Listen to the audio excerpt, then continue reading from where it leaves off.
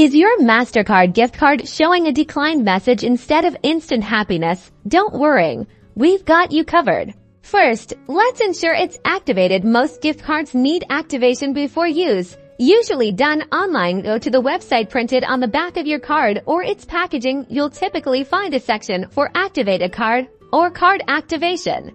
Enter your card number, expiration date, and the 3 or 4-digit security code found on the back of your card. Sometimes you'll also need to provide your zip code for verification. Submit the form and wait for a confirmation message. Next, let's check your balance. Even if activated, an insufficient balance will cause a decline again. Visit the activation website. There will be a check balance or view balance option. Enter your card details, and it will display the remaining funds. Remember, some gift cards have limitations. They might not be accepted for certain types of transactions, like recurring payments or at merchants requiring pre-authorization that exceeds the card's value. Always check the card's terms and conditions for specific restrictions.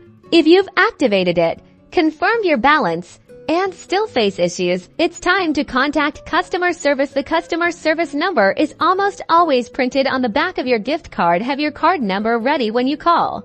Customer service representatives are there to help you troubleshoot any remaining problems. They can verify activation status, check for any account holds, and guide you through further steps. With a little patience, you'll be using the gift card for a treat in no time.